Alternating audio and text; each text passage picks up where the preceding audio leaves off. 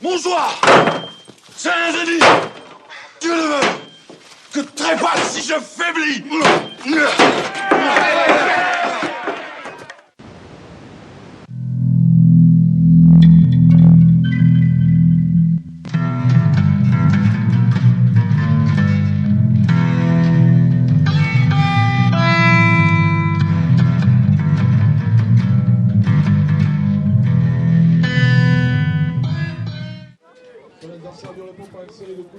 Auditeurs de Lorraine Orage est ravi de vous retrouver pour ce reportage en extérieur. Aujourd'hui nous sommes au Béhour à Saint-Dizier, la finale du Béhour qui voit opposer toutes les équipes du Béhour de France et de Navarre. Et je suis en compagnie de mon camarade Perceval Le Lorrain. Comment ça va Perceval? Salut les amis, ça va bien, merci. Qui joue toujours de sa grosse voix, il aime bien. Donc il fait pas très beau aujourd'hui, comme à chaque fois au Béhour, au mois de mars il fait jamais très beau, mais par contre l'ambiance est là, avec des hommes en armure, des hommes forts et casqués, qui se fracassent la tronche à longueur d'après-midi. Et on va vous emmener un petit peu sur le terrain, voir un petit peu de quoi il en retourne. Dans cette ambiance délicieusement médiévale à souhait. On peut être ensemble plus. Quelle est la philosophie du Béhour? Eh bien, je dirais que c'est un sport de combat en équipe, c'est très rare. Enfin, personnellement, je ne connais pas d'autres sports de combat en équipe. Et surtout, il faut être passionné d'histoire et en même temps de sport de combat, parce que c'est réellement, on va dire, le summum du sport de combat, si je puis me permettre. Après, c'est que mon point de vue, parce que ça va allier boxe, judo, karaté, MMA au niveau des prises, et bien sûr, ne pas tomber au sol avec l'adversaire. Donc, il faut avoir un petit peu de gabarit tout de même, et aussi beaucoup d'endurance. C'est-à-dire aussi bien on va dire jongler entre l'endurance et le fractionné. Donc c'est vraiment c'est très complet comme sport, c'est vraiment très complet. Alors je représente l'équipe Martel, venant d'Île-de-France. Et je me prénomme Christopher et j'ai 23 ans. Alors comment ça se passe pour l'équipe Martel?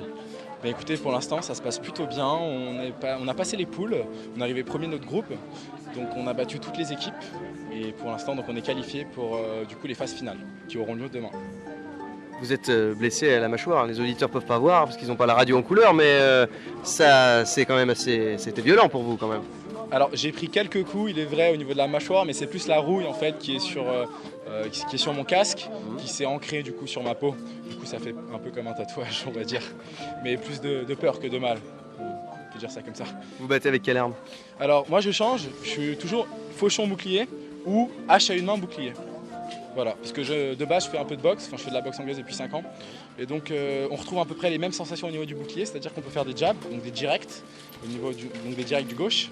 Et à côté, donc on a la frappe au niveau de la taille avec l'arme du coup. Au niveau, alors quelles seront les conséquences par exemple d'utilisation du fauchon? Ça sera plus rapide et la hache plus bourrin, on va dire? C'est un petit peu près ça, disons-le, mais l'avantage de la hache, c'est qu'on a du bois, c'est-à-dire donc il y a le manche, et on peut agripper l'adversaire. Tandis qu'au fauchon, on ne peut pas l'agripper. De base, les règles nous interdisent d'agripper l'acier, c'est-à-dire l'acier de l'arme. Voilà. Donc c'est un avantage à la hache. Mais bien sûr, le fauchon est plus léger, plus précis, disons-le, plus précis. Ouais. Il y a un amour des sports de frappe, mais aussi un amour de l'histoire. L'histoire règne ici au Béhour, entre les fleurs de lys, entre les Montjoie-Saint-Denis que j'ai pu entendre. Exactement. L'histoire est vraiment présente. Enfin, c'est un sport historique en quelque sorte. Il faut savoir que le Béhour, donc les tournois de Béhour existent depuis des centaines d'années, 600, 700 ans si je ne m'abuse. Donc c'est vraiment un des sports les plus vieux d'Europe au final. Puis c'est une culture occidentale tout de même qu'on représente et qu'on fait revivre. Et il faut bien que les gens soient au courant que ce n'est pas juste de la représentation, ce n'est pas de l'escrime, c'est vraiment un sport de combat où tous les coups sont portés à fond. Et le but étant donc de faire chuter l'équipe adverse. Et bien sûr il y a des règles, mais vraiment on peut se faire mal si on est mal protégé, on peut se faire mal effectivement. Donc c'est un sport, mais c'est pas du folklore. C'est pas du folklore, exactement. C'est bien ça. Alors là, vous serez en combat 30 contre 30 demain. Demain, c'est le grand champ de bataille. Alors c'est ça, donc demain il va y avoir les phases finales de 55, puis nous aurons les 12 contre 12 et enfin les 30 contre 30. Donc il faut savoir que toutes ces épreuves seront au championnat du monde qui aura lieu du coup en mai en Serbie, donc Battle of the Nation. Et donc aujourd'hui, toutes les équipes françaises se rencontrent. Et les sélectionneurs, d'ici quelques semaines, d'ici 2 semaines si je ne m'abuse, feront les sélections des meilleurs combattants français pour justement les sélectionner. Donc 3 équipes de 55, une équipe de 12 contre 12, une équipe de 30 contre 30. Et cette année, c'est inédit, la première fois pour les 10 ans justement du championnat du monde, le 150 contre 150. qui aura lieu en Serbie. qui aura lieu en Serbie, effectivement. Et là, pour l'équipe Martel, la Serbie, c'est bon? Eh bien écoutez, on est sûr de rien, on va voir demain, on verra bien. Alors que nous allons assister, chers auditeurs, à un combat décisif, le 3e round entre Martel, l'équipe d'Île-de-France, dont mon comparse Jimmy me disait qu'il devinait jusqu'ici la scène du béour français jusque-là, mais comme il y a une multiplication des équipes, ils se font maintenant largement concurrencer. Et là, donc, ils vont s'affronter dans quelques temps pour un 3e round contre les Grimaldi Milites de Monaco, en rouge et blanc évidemment, qui combattent évidemment pour le roi Albert. Hein. Le 5e mousquetaire, non c'est pas lui, bon c'est pas grave. Les deux équipes donc commencent à se toiser, la tension commence à monter. Est-ce que l'équipe de Martel va partir Martel en tête, on ne sait pas, il fallait quand même faire la blague Jimmy, c'est normal. L'arbitre se tient au milieu, la tension est palpable. Tandis que vous entendez, chers spectateurs, les cris de Montjoie Saint-Denis qui sont d'ailleurs typiques de l'équipe de Martel. Et c'est parti, les 5 combattants, parce que nous sommes effectivement un combat à 5 contre 5, commencent à s'affronter. Il y a un 2 contre 1 qui se fait au fond de la scène, au fond du terrain, tandis que Martel tente un 2 contre 2 aussi, là. Et voilà, il y a donc 2, comme le commentateur le dit, il y a donc 2 contre 2, et 1 contre 1. Ah là, voilà, double chute au fond. Avec un coup de hache magistral. Oh là là, encore que ça, on dirait des punching balls là au fond. Ah là, et un de Martel qui a une hache et ça enlace du coup un des combattants de Monaco pour essayer de le faire tomber ensemble. Et là, ce combattant se retrouve. Et donc c'est gagné pour Martel, décidément on n'a pas eu le temps de commenter. Ils se sont trouvés à 3 contre 1 et donc quand il n'en reste que 3 contre 1. Et ben l'équipe qui est la plus nombreuse reste et gagne le match. Alors c'était un match très disputé, sauf sur un peu ce 3e round où l'équipe de Martel a du coup complètement écrasé l'équipe de Monaco. Et donc il faut savoir que un combat entre 2 équipes, alors au début on se donne des coups etc. mais très souvent ça se finit au corps à corps, dans des duels. Et où du coup les combattants finissent plutôt en prise de judo, voire en lutte gréco-romaine, je ne sais pas si on peut dire ça Jimmy. Hein. Bien sûr, tu peux le dire. Voilà, merci Jimmy pour ce commentaire et pour cette approbation de mon commentaire. Donc Jimmy, je précise, qui héberge chez lui et fait partie donc d'un club un club naissant de Béour, donc qui n'a pas pu encore malheureusement s'inscrire parce que vous n'avez pas encore assez de matériel. Pourquoi vous n'êtes pas inscrit cette année? C'est ça, on a 3 personnes en armure pour l'instant. Donc pour l'année prochaine, on espère participer à cet événement ici à Saint-Dizier. Donc du coup votre club, donc, qui est le club des... Qui portera les couleurs noires et blanches de Metz et qui... De Metz, vous êtes sûr c'est pas en Lorraine ça? Si, et on s'appelle les Graoulis. Les Graoulis, ça renvoie à quoi le Graouli? Qu'est-ce que c'est? Tu sais bien, Saint-Clément.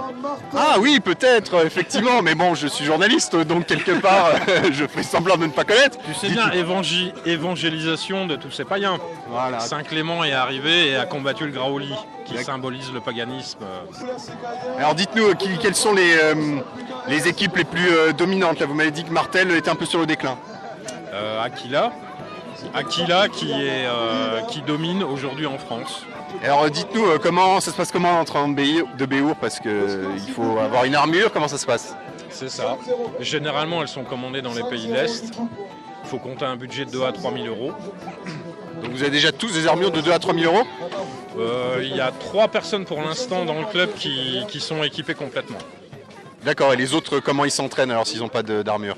Alors on fait des équipements, des entraînements qu'on appelle en soft, c'est-à-dire bouclier, épée en mousse. Alors du coup, votre équipe, à défaut de participer, est très présente sur ce championnat de France en tant que bénévole. Donc là, il y a des bénévoles qui sont là et qui filent un coup de main pour que le tournoi puisse avoir lieu. D'accord, c'est ceux avec les petits bracelets roses, c'est ça? C'est ça, petits bracelets roses et gilets jaunes. 4-0 du coup, eh bien pour Grimaldi Milites.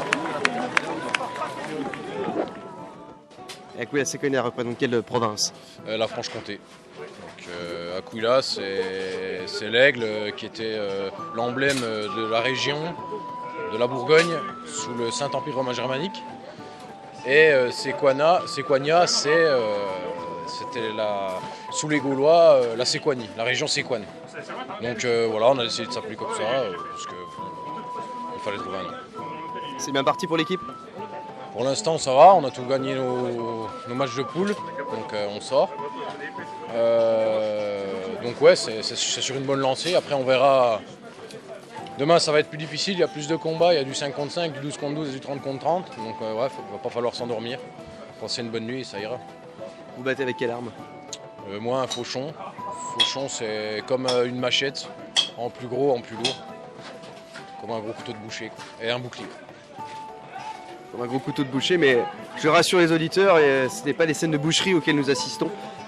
Puisque le Béour est quand même un sport où on est protégé. Effectivement, on est très bien protégé, de plus que les larmes sont émoussées. Ça veut dire que le tranchant doit faire un minimum de 2 mm de plat. Les armures sont conformes à un règlement bien spécifique, donc on risque pas grand chose. Au niveau des coups et tout ce qui peut être... D'ailleurs, les coups des stocks sont interdits. Les coups des stocks, c'est les coups où on plante, donc on peut faire que des coups de tranche. Ça limite déjà pas mal les blessures.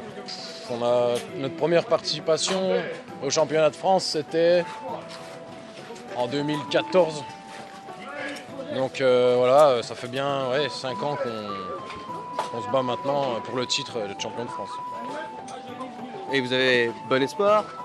Ouais, on a bon espoir, on est sur une bonne lancée toute l'année. On a réussi à monter une très bonne équipe, des gens motivés, donc voilà, on croise les doigts pour la suite. Vous voyez, je tiens à dire aussi aux auditeurs, vous voyez, la Lorraine rencontre la Bourgogne, donc tout est possible. Tout est possible. Bon courage. Alors je suis avec un combattant blanc et noir. Alors vous êtes de quelle équipe? Breton, je suppose? On est effectivement l'équipe bretonne, Argroise-du, donc la Croix Noire en breton. Donc moi je suis le capitaine, François Reclos. Alors comment ça se passe pour les Bretons? Pas aussi bien qu'on espérait, franchement on n'est pas tombé dans... on a 2 équipes, on a une première équipe ce matin, l'équipe 2 qui a bien carburé mais qui n'a pas réussi à remporter de victoire à peu de choses près à chaque fois. Et puis pour nous malheureusement, pour l'instant pas de victoire non plus, on a une poule qui est un peu plus dure, mais on espère sur le dernier combat faire quelque chose. C'est votre première participation? Ah non, l'équipe date de 2014, donc ça fait depuis 2014 qu'on fait les championnats de France chaque année, et donc toujours à Saint-Dizier. Alors décrivez-nous un petit peu, vous battez avec quelle arme? Alors moi je suis en fauchon bouclier, donc un petit pavois qui sert principalement à frapper l'adversaire, et un fauchon qui est une arme un peu l'équivalent d'une épée ou plutôt l'ancêtre du sabre, donc avec un seul tranchant et qui sert donc à faire des frappes rapides et fortes. Et donc moi ma technique de combat, donc je suis un tank parce que je suis quelqu'un d'assez lourd. Donc je combats surtout pour bloquer mes adversaires et j'essaie de les frapper avec aussi bien le bouclier que le fauchon quand je peux. Il faut des exigences physiques particulières pour participer au BO? Alors, il faut surtout un gros cardio, il faut beaucoup de volonté, ça c'est plutôt le mental qui va jouer énormément. Et puis physiquement, il faut être capable. Après, chacun peut faire en fonction de son physique. Moi je fais 150 kg, donc sans l'armure, donc forcément je ne vais pas courir. D'autres qui vont être beaucoup plus petits. On avait ce matin un combattant qui était venu en mercenaire, qui fait 1m50, mais qui court partout dans la liste quand même, et qui va avec toute son énergie. Donc au final, on peut faire ça quel que soit le physique. Ce qui compte, c'est la santé et l'envie. Donc le Béour est ouvert à tout le monde? Ah, le Béour est ouvert à tout le monde, évidemment, sauf contre-indication médicale, mais le Béour est vraiment ouvert à tout le monde, aussi bien hommes que femmes, et il y a moyen de se faire plaisir dans la vie. Au niveau des... Parce que j'ai vu quand même... c'est la deuxième fois que je viens, mais au niveau des blessures, est-ce que les blessures peuvent parfois être importantes? Alors, au niveau des blessures, c'est quand même relativement rare. On se prend parfois des coups qui nous assomment un peu. Ça arrive qu'on ait des bleus, ça c'est le quotidien entre guillemets. Il y a parfois des blessures beaucoup plus graves, ça peut être une fracture, ça peut être des coupures ou des choses, des choses un peu plus graves, mais ça reste rarissime vraiment dans l'ensemble. Donc c'est surtout prendre des bons bleus. Là, au dernier round, je me suis fait frapper les fesses. Je pense que j'aurais du mal à m'asseoir ce soir. Mais aujourd'hui, c'est la Coupe de France, donc c'est vraiment le rendez-vous qui va d'une part déterminer les membres de l'équipe de France et qui va aussi permettre de faire s'affronter toutes les équipes. Mais il y a des tournois à longueur d'année, c'est-à-dire qu'on est à peu près sur une moyenne d'un tournoi par mois en France, plus les tournois à l'étranger. Donc c'est à longueur d'année qu'on peut se battre, sachant que la Coupe de France généralement marque la reprise de la saison des combats. Sauf que cette année, il y a déjà eu des tournois en janvier et puis à l'étranger en février, donc au final on s'arrête quasiment pas. Le Béour, c'est toute l'année. C'est toute l'année. Et bon, bah écoutez, bon courage à la Bretagne. Ouais, merci. Et alors c'est très intéressant ici parce qu'on voit même des jeunes enfants demander des selfies avec les combattants en armure. Ça nous change des selfies avec Mickey à Walt Disney. Alors, vous êtes combattante? Alors non, actuellement non, mais c'est prévu dans le futur proche de pouvoir monter une équipe avec Exactor Mortis, qu'on a déjà 2 équipes, donc de 6 dans la première et de 6 dans la deuxième qui vient de débuter aujourd'hui. Et nous comptons par la suite, ça en pour parler justement avec notre président, pour pouvoir monter une équipe féminine de Béour, Exactor Mortis. Alors, Exactor Mortis, vous représentez quelle province? Alors Exactor Mortis, on va représenter tout ce qui est côté Picardie, d'accord, et un petit peu la Seine-et-Marne pour ceux qui sont de Seine-et-Marne, mais c'est surtout tout se fait en Picardie.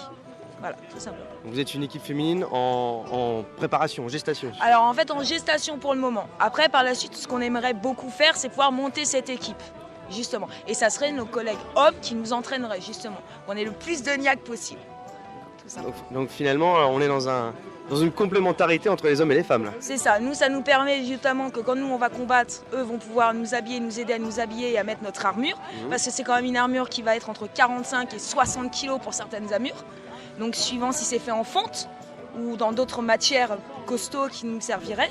Et puis surtout vérifier les protections, si nos jambes sont bien protégées, s'il n'y a pas d'écart entre les armures, de façon à pouvoir rentrer dans l'arène. Comment ça se passe pour les filles qui se battent au Béour? Alors pour les filles qui se battent au Béour, ça va être comme les hommes, tout simplement. On a un entraînement, nous ça se passe tous les dimanches, toute la journée. Et on est là et on va s'entraîner, tout simplement. On va nous donner des façons de faire, on va faire du sport, on va faire des entraînements, des étirements.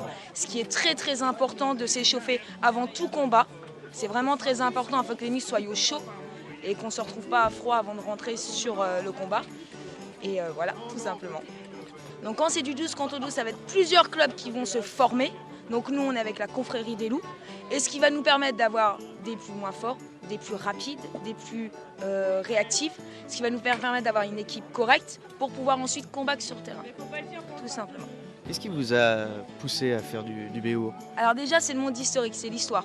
L'histoire de la France, l'histoire de l'Europe au monde médiéval. C'est vrai que ça n'a pas touché que la France, bien évidemment. Ça a touché toute l'Europe, notamment l'Ukraine, la Roumanie, la France, la Belgique, l'Allemagne, l'Angleterre et la Suisse, il faut le savoir aussi. Et notamment la Croatie et notamment aussi Monaco. On a une grande équipe monégasque à Monaco, avec notamment un des princes de Monaco qui en fait partie. Voilà. Donc, le Béour commence à s'extérioriser un petit peu partout.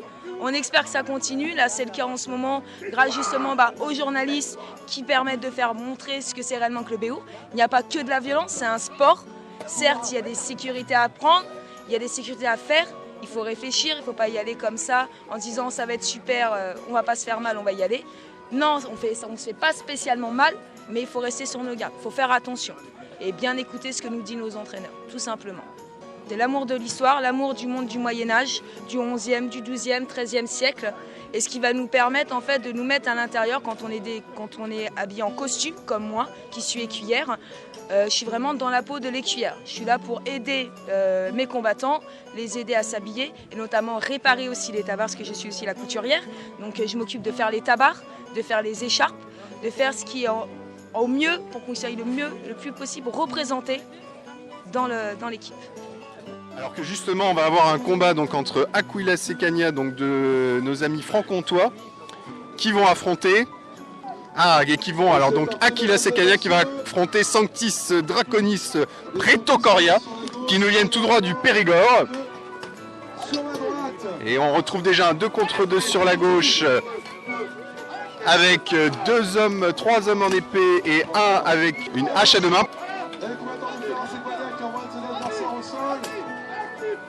Voilà, alors que 2 combattants d'Aquila Secania sont sur une grosse masse de Sanctis Draconis.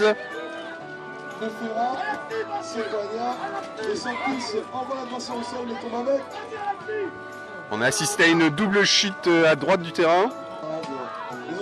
Tandis qu'au milieu du terrain, on a deux combattants d'Aquila Secania, 2 francs-comtois qui sont à 2. Ah là là, oh! Tandis qu'un Aquila Secania a foutu un autre gars au sol. en lui foutant un coup de pied au niveau de l'épaule. Il était à moitié tombé par terre de toute manière. Et là, on a un combattant de Sanctis Dragonis qui tient, qui a enlacé par le cou un combattant d'Achilles Cognac. Finalement, c'est lui qui tombe à terre. Et voilà, les deux. Il ne reste plus qu'un combattant Sanctis. Donc du coup, c'est Achilles Cognac qui remporte ce combat. Vous êtes le capitaine de quelle équipe? Des Sanctis Draconis Petrocoria. Donc c'est très très long. Ça veut dire les Saints Dragons du Périgord. Donc on est l'équipe en fait de Périgueux. Après il y en a qui viennent de Toulouse. Moi je viens d'Angoulême. Donc voilà, c'est vraiment la région parce que c'est la seule équipe, on va dire. Il y a 3 équipes dans le sud-ouest, mais voilà, nous, il y a un gros trou, on va dire. Donc on récupère des gens des départements d'à côté assez facilement. Comment ça se passe pour les dragons? Parce qu'il y a un beau dragon noir et jaune sur votre blason. Ouais, alors c'est pas un dragon. C'est pas un dragon. Non, c'est une vouivre en fait, parce qu'il n'y a que 2 pattes, et en fait c'est un dragon d'eau. Parce que y a une légende comme quoi la cathédrale de Périgueux en fait aurait été fondée parce qu'il y a un évêque qui est arrivé à Périgueux et qui a décapité une vouivre, et là où la tête est tombée, en fait la cathédrale de Périgueux a poussé. Et donc du coup on s'est inspiré de cette légende-là pour l'équipe en fait. Donc on a repris cette créature mythologique quoi. Dans le Béour, il faut être amoureux de l'histoire parce que rien que quand on s'équipe, il faut sourcer. Donc il faut aller chercher des enluminures, des illustrations d'époque, réussir à trouver les dates, dire d'où ça vient. Est-ce que ça vient d'un gisant, donc les sculptures des morts, des chevaliers morts de l'époque, tout ça. Donc on est obligé de s'intéresser à l'histoire. Dans mon cas, je n'étais pas forcément intéressé. Mais quand j'ai débuté le Béour, j'ai fait ok, en fait, il y a quelque chose à creuser en plus du sport. Et donc c'est l'histoire de l'Europe, mais aussi de l'Asie. Il y en a qui s'intéressent aux armures mongoles, donc on va chercher de ce côté-là. Il y a aussi des trucs turco-mongols, donc là on va du côté de la Turquie. Donc on découvre plein d'histoires, de civilisations, ce genre de trucs. C'est assez énorme. Déjà, dans un premier temps, on achète une armure. Donc on peut racheter des pièces d'occasion. Il y a un marché de l'occasion qui se fait entre nous, tout ça. Donc en général, c'est à peu près 1000-1500 € pour avoir une armure. Sauf qu'après, au fur et à mesure, on va chercher à optimiser son travail, donc à contacter des forgerons qui vont faire des trucs sur mesure. Là, les prix, tout de suite, ils augmentent. Après, il y a aussi les matériaux qu'on va utiliser. Par exemple, il y a le titane qui est utilisé pour que ce soit beaucoup plus léger, beaucoup plus résistant. Et surtout, on n'a pas besoin de nettoyer parce que ça ne rouille pas. Enfin, si, on nettoie quand même, mais moins. Mais voilà, les prix, par contre, ils augmentent pas du double, mais presque, quoi. Il y en a qui prêtent leur matériel, qui dit par exemple on a notre runner qui est assez jeune, qui commence à travailler, qui n'a pas forcément de l'argent, il s'achète petit à petit son armure et ceux qui peuvent pas venir lui disent moi je te prête la spalière, donc la protection pour l'épaule, moi je te prête mes jambes. Et du coup on fait en sorte que ceux qui n'ont pas forcément d'argent puissent quand même venir combattre parce qu'il n'y a qu'en combattant qu'on apprend en fait. Donc il y a un esprit communautaire et fraternel qui finalement traverse à peu près toutes les équipes. Ça, c'est l'esprit du Béour. Ah il faut, parce que comme c'est un sport de combat en équipe, on est là pour casser la tronche aux mecs d'en face et il faut que tu t'entendes bien avec les mecs de ton équipe et qu'il y ait vraiment un esprit hyper soudé pour que chacun on se comprenne, on sache là où est la personne avec qui on est, mais là aussi où elle est mauvaise, comment combler les trous, savoir comment l'autre va réagir, donc se dire ok d'accord, lui il est super bon pour bloquer quelqu'un, par contre dès qu'il s'agit de faire tomber quelqu'un, il est nul. Je vais aller l'aider parce que moi je fais des bonnes projections. Voilà, il y a toute une anticipation qui se met en place parce qu'on se connaît bien et on est une vraie bande de potes quoi. Pour la finale, alors déjà nous là on n'est pas sélectionnés pour juste la finale des championnats de France parce que on est une petite équipe. On s'entraîne comme on peut, c'est un peu compliqué donc il y a pas mal de mouvements. Donc voilà, nous là on a fini dernier de notre poule. C'était votre première participation? Non, c'est la 3e. D'accord. Du coup on a fini dernier de notre poule. Lui c'est son 2e tournoi, moi j'ai été nommé capitaine cette année mais c'est ma 2e année de Béour que je commence. Donc voilà, on est en train de former l'équipe, de voir un peu chacun son poste. Moi aujourd'hui j'ai essayé 3 postes différents. Donc, j'ai essayé l'achat à 2 mains, j'ai essayé l'épée bouclier, j'ai essayé d'être bloqueur, donc juste bloquer les gens pour que les autres puissent taper. Donc voilà, on cherche un peu, on expérimente et là il y a des très très bonnes équipes. Donc c'est vraiment parfait pour nous parce que ok ils nous roulent dessus mais en même temps ça nous force à devoir faire toujours mieux quoi. Redoubler d'efforts et puis... Ah ouais, parce que sinon on se fait écraser ou on se blesse. Et c'est comme ça qu'on apprend. Exact. Alors que là on n'a aucun blessé, donc c'est trop bien. Franchement c'est cool. Et chacun a vraiment pris son pied, il y a eu des bons mouvements. Moi je suis très très content de mon équipe quoi. Ouais vraiment.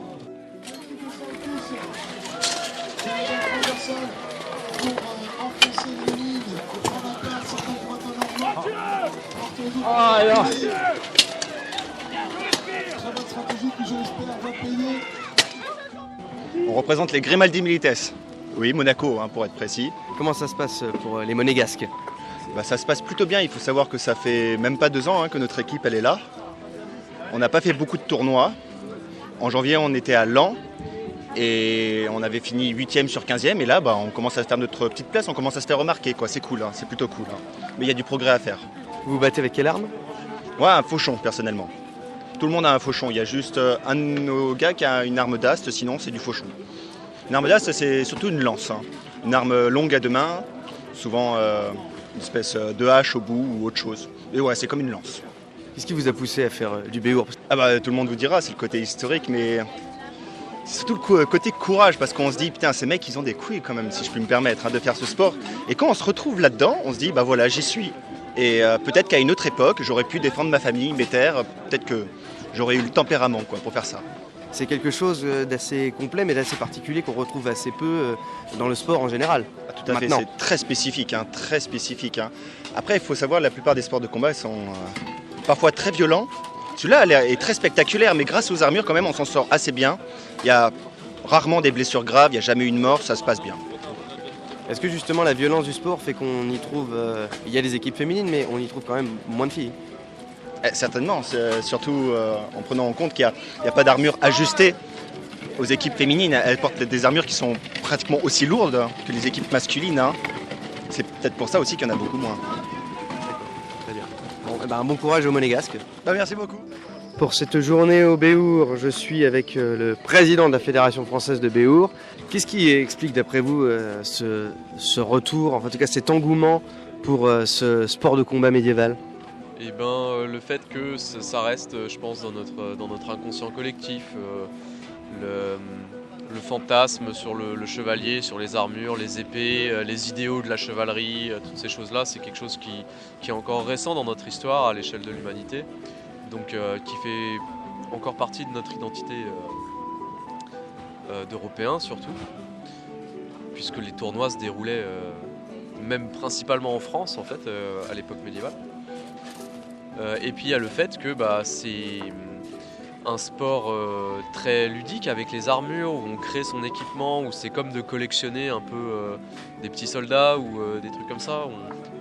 On crée son armure soi-même, on l'entretient, on se renseigne sur des sources, sur des choses comme ça. On représente une équipe, ça aussi c'est très fort comme sentiment, comme esprit de camaraderie. Et puis c'est le seul sport de combat qui se pratique en équipe. Donc on retrouve vraiment une très forte cohésion et très fort engouement en fait à plusieurs. On se bat vraiment pour ses camarades et ça c'est quelque chose que beaucoup de gens recherchent et que vous ne trouveriez pas dans d'autres sports. Et au bout de 3 ans, vous constatez qu'il y a une augmentation de l'engouement du public, il y a plus de fréquentation, plus de participants aussi? Non, on est sur le même nombre de participants là cette année. Parce qu'il y a des équipes qui n'ont pas pu participer à ce tournoi-là à cause de blessures, à cause de problèmes de recrutement, des choses comme ça. Mais il y a aussi des nouvelles équipes qui sont venues les remplacer, donc on est au même nombre d'équipes cette année, à savoir 22. Et en termes de public, c'est difficile de compter vraiment, parce que l'entrée est gratuite, donc on n'a pas de moyen de comptage très fiable. Mais à l'estimation, là, on en est comme l'année dernière aussi. Je pense qu'il y a des gens qui sont venus en masse l'année dernière, qui ont découvert. Et là, on a moins de gens qui découvrent, on a plus des gens qui ont envie de revoir en fait du Béour, de voir des nouveaux matchs, de voir comment les équipes ont progressé, qui n'en sont pas à leur première découverte. Il y aura une finale dont on m'a parlé, un championnat du monde en Serbie? Ouais, le championnat du monde Battle of the Nations aura lieu en Serbie du 2 au 5 mai. Et implique toutes les équipes du monde entier? Tous les pays du monde, ouais. Chaque pays forme une équipe nationale. Nous, on fait ce tournoi-là ici à Saint-Dizier aussi dans le but de sélectionner les meilleurs combattants. Parce que donc après le tournoi, il va y avoir visionnage des vidéos, il va y avoir des jugements, des trucs comme ça, et on va déterminer qui sont les 50 meilleurs pour constituer une équipe de France avec ces 50-là. Et pour cette journée, quelles sont les équipes qui s'en sont le mieux tirées? Aujourd'hui, on a Aquila Sequania qui a battu ses ennemis presque sans transpirer, quoi. Les fameux, cette espèce de tank qui écrasait tout le monde. Ouais, c'était un peu ça, c'était les moissonneuses batteuses un peu là. On a la confrérie des loups aussi qui a gagné sans contestation tous ses matchs. On a Martel qui s'en est bien tiré malgré quelques difficultés contre l'équipe monégasque Grimaldi Milites, contre qui ils ont perdu un round. C'est les hommes du Nord, je crois aussi, qui se sont très bien débrouillés. Mais Carcassonne, la nouvelle équipe de Carcassonne, qui est très très forte, qui n'a pas perdu un seul round. Très bien. Et dernière question, est-ce que d'un point de vue plus historique, est-ce que le Béour est une réminiscence, on l'a un peu évoqué au début, mais une réminiscence effectivement d'une âme européenne? Oui, je pense que oui, et une âme européenne qui en plus s'exporte, quoi. C'est-à-dire que on n'a pas que des Européens dont les ancêtres portaient vraiment ce genre d'armure-là qui pratiquent le Béour. Il n'y a qu'à voir le fait que les champions du monde actuellement, c'est les Russes et les Ukrainiens. Or, eux, au XIVe siècle, ils avaient des styles vestimentaires et militaires qui étaient complètement différents de ceux des chevaliers qui pratiquaient le tournoi. On a aussi des Asiatiques, des Sud-Américains, il y aura même une équipe d'Afrique du Sud à Battle of Nations. Donc c'est cette culture européenne ancienne, je pense, qui s'exporte et qui attire beaucoup de monde, qui plaît beaucoup dans le monde entier. Alors, que ce soit parce que c'est quelque chose d'unique et de très impressionnant avec les armures, avec les combats, mais c'est aussi parce que je pense qu'il y a beaucoup de films, de séries télé qui reprennent aussi cette esthétique-là, qui ont beaucoup de succès, et des jeux vidéo aussi, enfin plein de choses. Et c'est ça qui fait que ça plaît aussi à pas mal de monde. Très bien. Merci beaucoup, monsieur Lorem, merci beaucoup. Et bien l'année prochaine pour une prochaine Coupe de France.